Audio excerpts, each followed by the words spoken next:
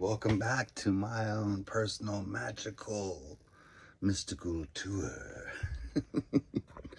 Let's keep doing this. We're gonna take the tent outside and we're gonna get it set up and cleaned up, but we're gonna do a bunch of other little things along the way.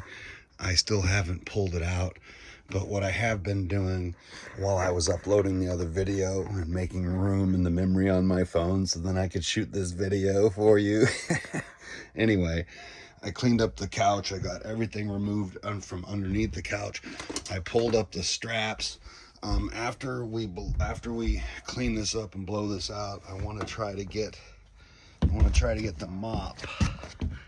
mop back there. It doesn't look like mold, it's just muck and dirt, but it's hard with my knees. So I think if I put a pad here or if I stand over here, I can reach in there and get that scrubbed out. The couch in this thing, it fell off. Like right after the water leak happened when I was towing. It literally just vibrated out of the wall. And they even denied that warranty repair. Like they denied all, like there was all these individual things, broken refrigerator handle, like there was all these different things, a whole list of stuff that broke that I fixed, that I had to deal with. Cabinet doors fall, like it was like, oh my God. Anyway, but let's focus on the good stuff and keep moving forward, right? Why am I doing this work right now if I'm probably just going to end up without this trailer? Well, it's important for me to feel good about the environment that I'm in. This environment out here,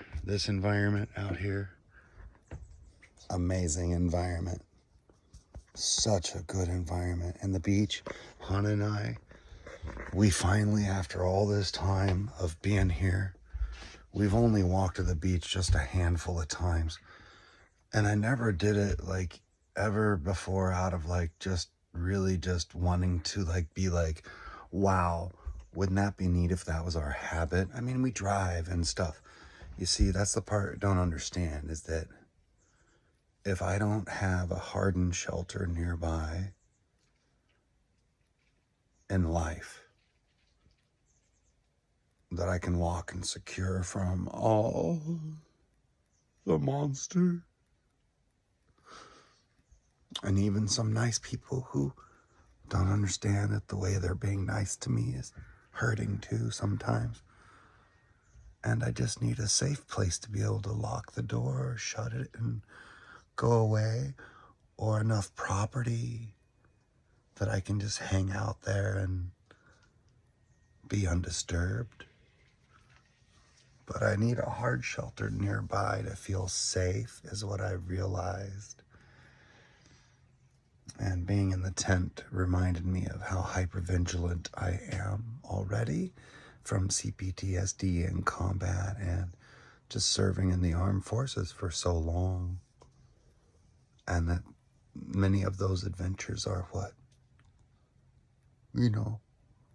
now have me this way, figuring out how do I live so that I can allow my nervous system to become calm, so I can actually heal and recover and do therapy and do all these other self-care needs that I need, like getting my knees taken care of, my back, like there is just a list, long list, but I can't do any of it without another person supporting me directly.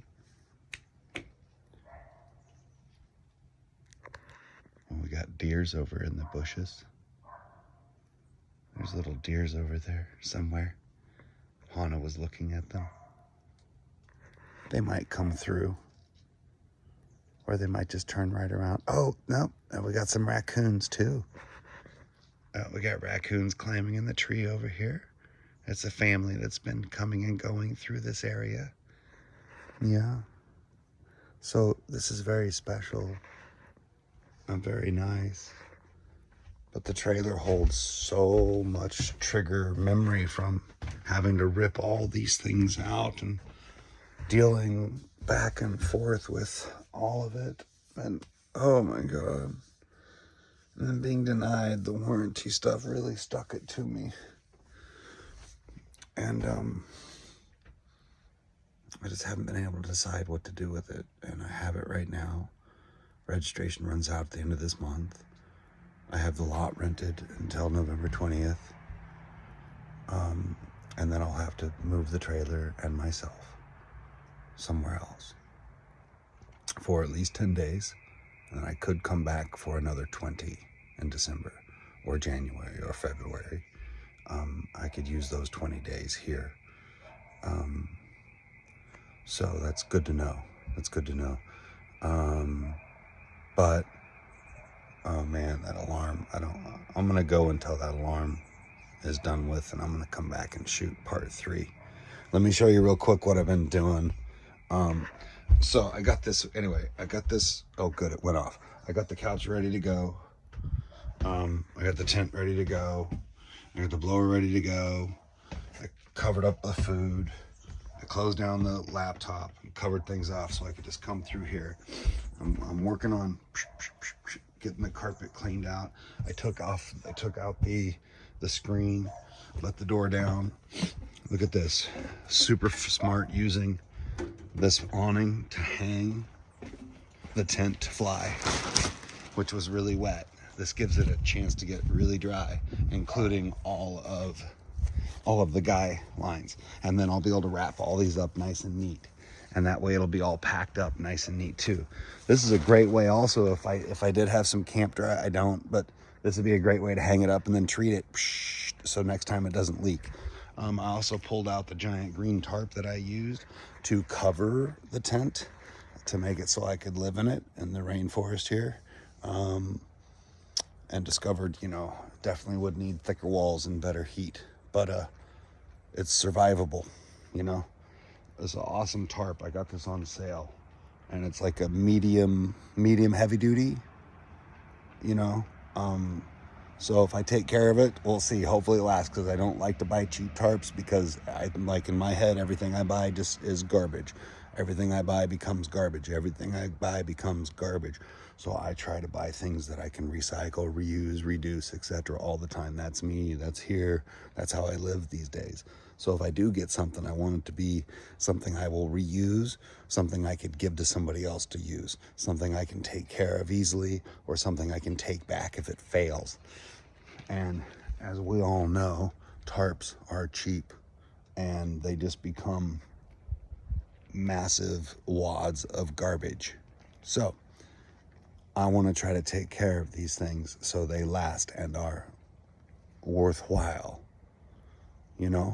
and that when I can't use it, or I don't have a use for it anymore, or it takes up too much space, I can maybe sell it for $10 or $20 or $30, or maybe give it to somebody in need, which is how I do it anyway. So the other thing is, I use this twine.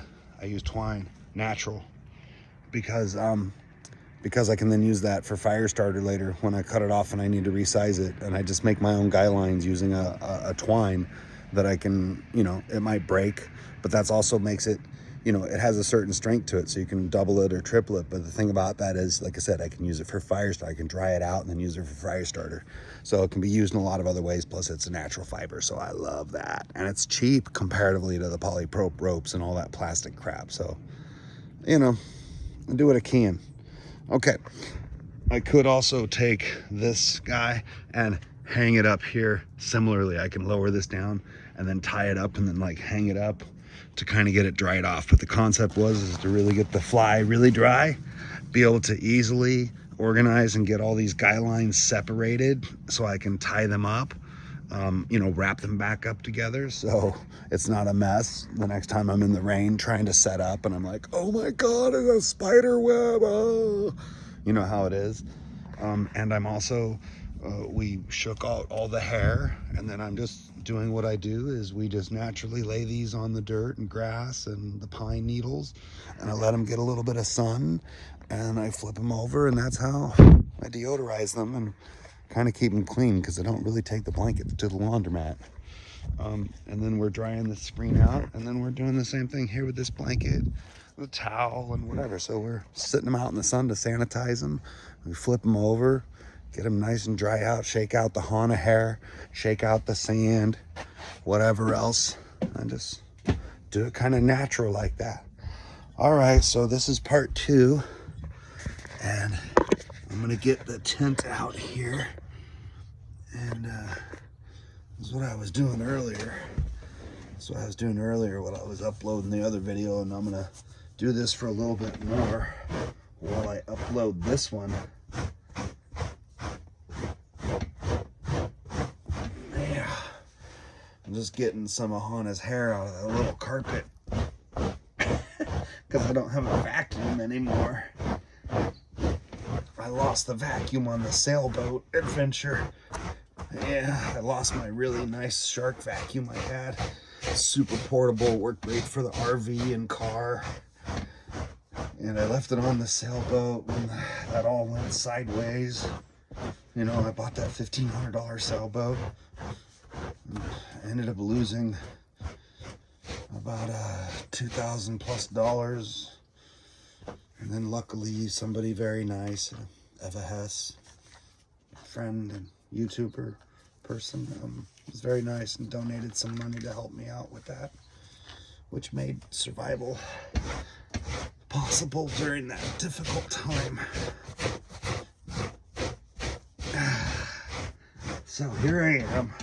I don't have a vacuum.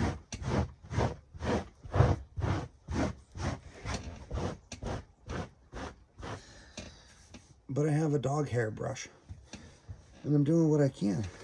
Look at how much I'm getting out of it. That's amazing. And I'll use the blower, and of course I could take the rug outside and beat it and etc. But you know, we're camp living, so I'm doing what I can. All right, part 3 coming next. Setting up the tent. See you in a little bit.